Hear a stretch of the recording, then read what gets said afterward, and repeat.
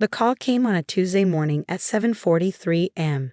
I was sitting in my home office, coffee still steaming beside my laptop, reviewing quarterly financial reports for my consulting firm.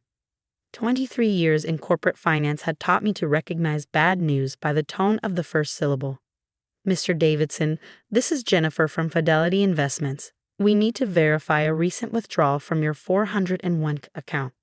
My fingers stopped moving across the keyboard. I've been managing retirement accounts for 2 decades, both my own and my clients. I knew exactly what was in mine, down to the penny, $247,000, carefully accumulated through disciplined contributions and strategic investment choices. I hadn't touched it. I'm sorry, what withdrawal? A hardship withdrawal was processed yesterday for $45,000. The request cited immediate financial need due to divorce proceedings. The coffee turned to acid in my stomach. I was going through a divorce, yes, but I had specifically avoided touching retirement funds. My ex-wife had her own substantial 401, and our settlement was proceeding smoothly through mediation. No hardship withdrawal was necessary or requested. Can you tell me exactly how this request was submitted? Jennifer's voice became careful, professional. The documentation appears to be in order. We have signed forms, copies of legal proceedings, and verification of identity. However, given the amount, we wanted to confirm directly with you. I was already pulling up my Fidelity account online. The numbers on the screen made my vision blur for a moment. Balance, $202,000. Recent activity, $45,000 withdrawal, processed yesterday at 3:47 p.m. I need copies of all documentation immediately. Email everything to this address. I gave her my secure email, and I need this investigated as potential fraud. After hanging up, I sat in the silence of my office, listening to the clock tick on the wall. In 23 years of financial planning, I'd seen every type of retirement fraud imaginable: identity theft, forged signatures, family members with access to personal information. The patterns were always the same. My phone buzzed. A text from my sister Victoria. So excited. First day of renovation starts tomorrow. The studio is going to be amazing. I stared at the message for a long moment, then forwarded it to my personal email with a timestamp. Old habits from my compliance days. Document everything. The documentation from Fidelity arrived within an hour.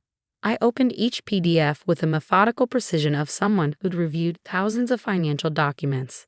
The signature on the hardship withdrawal form was a decent forgery of mine, but not perfect. The supporting documents included copies of my divorce papers, which were public record, and a financial hardship affidavit claiming immediate need for legal fees. What made my blood run cold was the beneficiary information. The check had been issued to Victoria Davidson Financial Consulting LC, a business entity I'd never heard of, but which shared my sister's name and my profession. I called my mother. David, how wonderful to hear from you. I was just telling Mrs. Peterson about Victoria's new yoga studio. You should see the space she found. Mom, I need to ask you something directly. Did Victoria take money from my retirement account? A pause. Then her voice shifted to that careful tone she used when she was about to justify something she knew was wrong. Well, honey, she needed help getting started. Following dreams requires sacrifice from everyone in the family. How much did she take? It wasn't taking, David. It was borrowing. She's going to pay you back once the studio is profitable. You know how hard it's been for her since the divorce. Victoria had been divorced for 3 years. She'd received a substantial settlement and had been living rent-free in our childhood home since Mom and Dad moved to their retirement condo in Florida.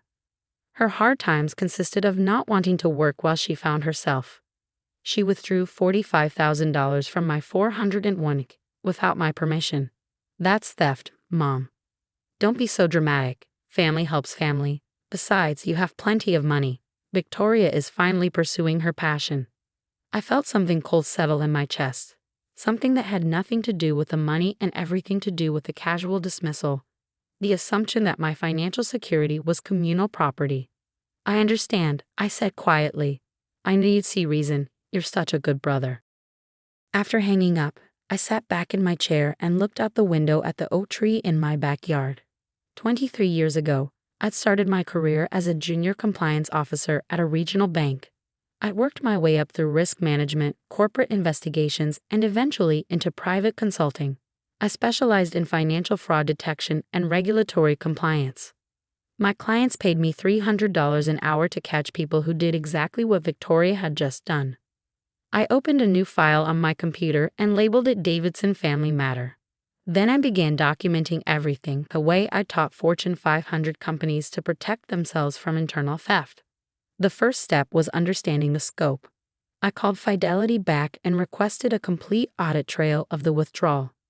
As the account holder, I had the right to every piece of documentation, every email, every phone call log related to the transaction. The second step was checking my credit reports. If Victoria had accessed my 401k, she might have tried other accounts. I pulled reports from all three bureaus and reviewed every line item. Clean, except for a new business credit card inquiry from last month that I didn't recognize. The third step was calling my attorney. David, good to hear from you. How's the divorce proceeding? Actually, Mark, I need your help with a different matter.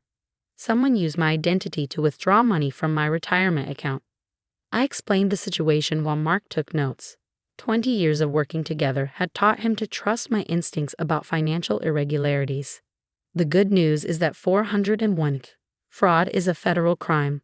The bad news is that family member cases can be complicated. What do you want to do? I want to recover my money and ensure this doesn't happen again, even if it means criminal charges against your sister. I thought about my mother's voice, the casual assumption that my life's work was available for Victoria's whims. Especially then. I drove to the yoga studio that afternoon. It was in a trendy part of downtown, a converted warehouse space with high ceilings and industrial windows. A banner hung across the front. Serenity Yoga Studio. Opening soon. Through the windows, I could see workers installing bamboo flooring. Victoria stood in the center of the space, gesturing animatedly at a contractor. She looked happy, animated in a way I hadn't seen in years. For a moment, I felt the familiar tug of family loyalty, the protective instinct that had made me cover her credit card payments in college, co-sign her first apartment lease, lend her money for her first divorce attorney.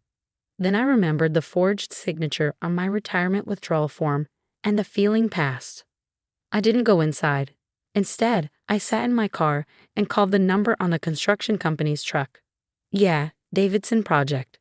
We're about 3 weeks into build-out, should be finished by the end of the month. What's the total budget for the renovation?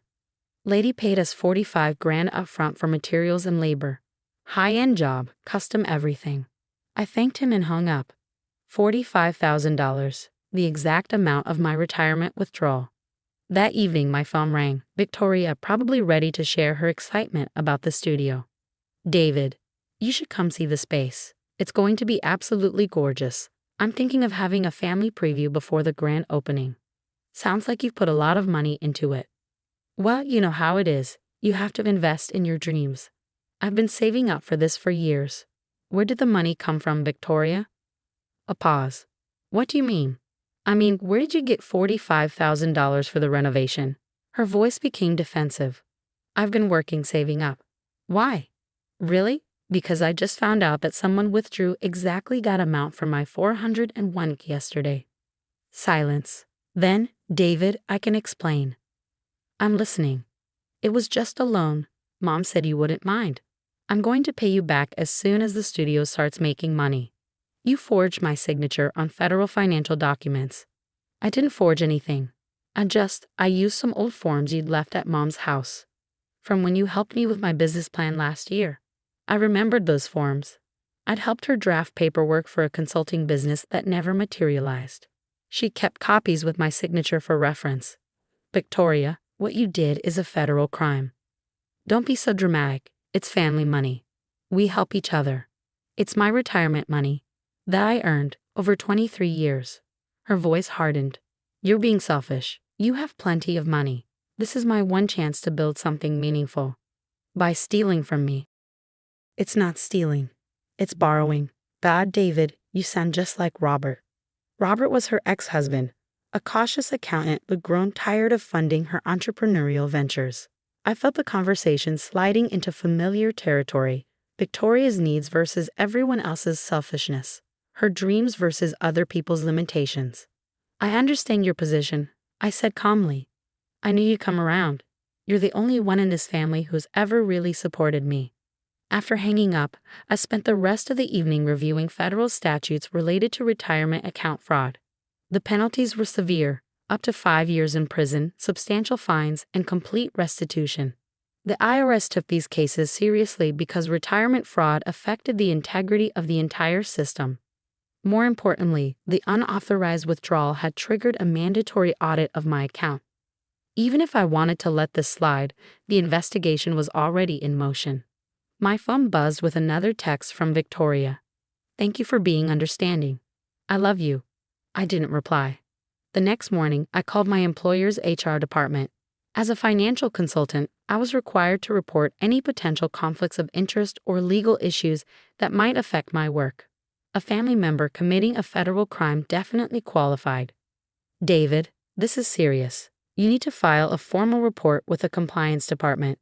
I understand. I wanted to give you advance notice before this becomes official. Within an hour, I had an email from the chief compliance officer requesting a meeting. By noon, I was sitting in a conference room explaining how my sister had committed 401 fraud. The company will support any legal action you need to take. This kind of thing reflects on all of us. That afternoon, I received a call from an IRS investigator. Mr. Davidson, we've received a fraud report regarding your retirement account. We'd like to schedule an interview to discuss the details. Of course. What information do you need? Everything, documentation, communications, timeline of events. This appears to be a straightforward case of identity theft and retirement fraud. I spent 2 hours that day walking the investigator through every detail. The forged signatures, the fake business entity, the family pressure to understand that theft was actually borrowing. By Friday, I had a case number and a timeline. The IRS would complete their investigation within 30 days. Victoria would be contacted for an interview. Criminal charges were likely. That weekend, my mother called. David, what have you done? Victoria is beside herself. She says you reported her to the government. I reported a crime to the appropriate authorities. She's family. You don't turn family over to the government. She stole $45,000 from my retirement account, Mom. That's not a family disagreement. That's a federal crime. You're being vindictive. This is about more than money. She was right. It was about more than money. It was about the assumption that my life's work was communal property, that my financial security was less important than Victoria's latest venture, that I was supposed to smile and enable theft because we shared DNA. You're right, I said. It is about more than money. Then drop the charges. Work this out like adults. The charges aren't mine to drop. The IRS doesn't care about family dynamics. You could have talked to them first. Explained that it was a misunderstanding.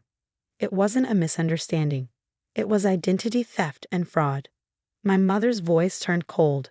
You always were the selfish one. Even as a child, you never shared.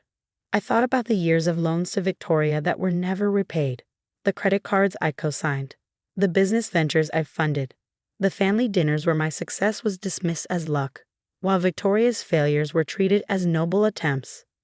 I understand your perspective, I said calmly. Do you? Because Victoria might go to prison because of you. Victoria might go to prison because of Victoria.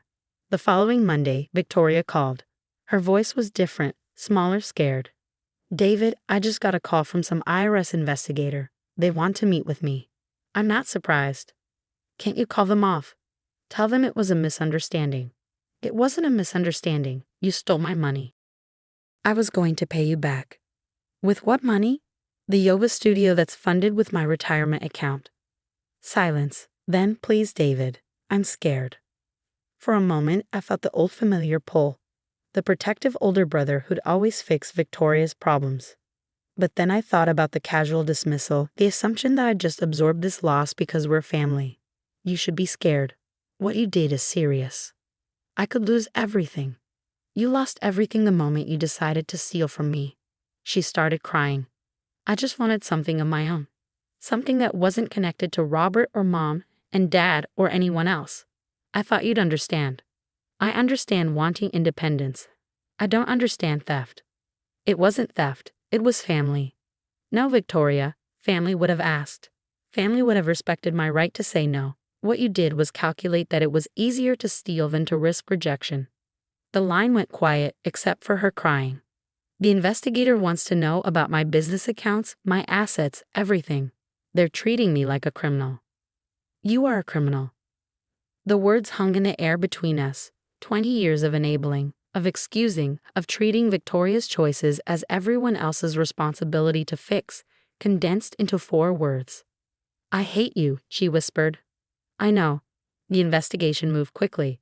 Victoria's newly created LLC had no legitimate business history. The forged signatures were easily detected through handwriting analysis. The timeline showed clear premeditation. She'd established the business entity 2 weeks before submitting the withdrawal request. Most damaging was her complete inability to explain how she'd obtained my personal financial information, my social security number, and copies of my legal documents. The evidence pointed to systematic identity theft. My attorney called with updates every few days. They found she'd been collecting your personal information for months. Bank statements from your old room at your parents' house, copies of tax returns, even your passport information. How long has she been planning this? Based on the paper trail, at least 6 months. This wasn't impulsive. It was calculated. The yoga studio construction stopped in the 3rd week. I drove by and saw the space sitting empty, half-finished bamboo floors and exposed electrical work. A notice was taped to the door. Project suspended pending resolution of payment disputes. Victoria called that evening. They froze my accounts. All of them. I can't pay the contractors, can't pay rent, can't pay anything. That's what happens when you're under federal investigation for fraud. You did this to me. No, Victoria, you did this to yourself. I'm going to lose the studio, lose everything. You never had the studio. You built it with stolen money. It wasn't stolen. It was family money. Even facing federal charges, she couldn't admit what she'd done. In her mind, my retirement account was a family resource she'd been unfairly denied access to. The IRS is recommending criminal charges, I said quietly. What does that mean? It means you're probably going to prison. Silence. Then, how can you do this to your own sister? I'm not doing anything to you. I'm protecting myself from you. The formal charges came down 6 weeks later: wire fraud, identity theft, and illegal access to retirement accounts. The recommended sentence was 18 months to 3 years, plus full restitution and penalties. My mother called, sobbing. She's going to prison because of you. Your own sister. She's going to prison because she committed federal crimes. You could have handled this privately, worked something out. She stole $45,000 from my retirement account, Mom. What exactly should I have worked out? You could have given her a loan, helped her legitimately. She never asked for a loan. She calculated that theft was easier than honesty. You're destroying this family. I thought about that. Was I destroying the family, or was I finally refusing to enable the family's dysfunction? Maybe the family needed destroying. The plea hearing was scheduled for a Thursday morning. Victoria's attorney had negotiated 18 months in minimum security prison, 5 years probation, and full restitution of $47,000. The original amount plus penalties and interest. I wasn't required to attend, but I went anyway. I sat in the back of the courtroom and watched my sister stand before a federal judge and admit to wire fraud. Ms. Davidson, do you understand that by accepting this plea agreement, you are admitting to deliberately deceiving financial institutions to obtain money that didn't belong to you? Yes, Your Honor. And do you understand the serious nature of these charges and their impact on the victim? Victoria glanced back at me. For a moment, our eyes met across the courtroom. Yes, Your Honor. Outside the courthouse, she approached me. She looked smaller somehow, diminished. I'm sorry, she said quietly. Are you, or are you sorry you got caught? She considered the question. Both, I think. That's honest. I never thought it would go this far. I thought you'd be angry, but I thought you'd eventually understand. Understand what? That I needed this. That I've never had anything that was really mine. I looked at her, this person I'd spent 35 years trying to protect and enable. You're right, you've never had anything that was really yours. Because every time you had the chance to earn something, you chose to take from someone else instead. She nodded slowly. The yoga studio was beautiful. For 3 weeks, it was exactly what I dreamed of. It was built on theft. Dreams built on theft don't last. I know that now. The restitution payments started immediately, $1,200 per month, garnished directly from Victoria's wages at the customer service job she'd found after her professional reputation was destroyed. The money went directly into a new retirement account I'd opened, separate from my employer's plan. My mother stopped speaking to me entirely. My father called once, awkwardly, to say he understood my position, but hoped I could find it in my heart to forgive. I didn't feel like I needed to forgive anything. I felt like I finally learned the difference between family loyalty and enabling criminal behavior. 6 months later, I received a letter from Victoria. She was serving her sentence at a minimum security facility in Pennsylvania, working in the prison library and taking business classes. I'm learning about legitimate business practices, she wrote. Things I should have learned before I decided that stealing was easier than earning. I understand now why you couldn't just let this go. It wasn't about the money. It was about who I was becoming and whether anyone was going to stop me. She was right. It wasn't about the money. It was about the moment I realized that my family saw me as a resource to be exploited, rather than a person to be respected. Victoria would serve 14 months, get out on good behavior, and spend the next 4 years rebuilding her life. The restitution payments would continue for 3 more years after her release. I continued my consulting practice, working with companies to prevent exactly the kind of fraud my sister had committed. My divorce was finalized amicably. My ex-wife and I remained friends, bonded partly by the shared experience of having survived my family's dysfunction. On Victoria's release date, I received a text message. I'm out. I know you probably don't want to hear from me, but I wanted you to know that I finally understand what you were trying to teach me. Actions have consequences. Theft is theft, even between family members. Thank you for not enabling me to become worse than I already was. I stared at the message for a long time, then typed back, good luck. It wasn't forgiveness, exactly. It wasn't reconciliation. It was acknowledgement that sometimes the most loving thing you can do for someone is refuse to protect them from the consequences of their choices. My retirement account was fully restored within 18 months. I was 47 years old, with 24 years of financial planning experience and a clear understanding of the difference between family loyalty and personal boundaries. I learned that dreams require sacrifice, just as my mother had said. But the sacrifice should come from the dreamer, not be stolen from someone else.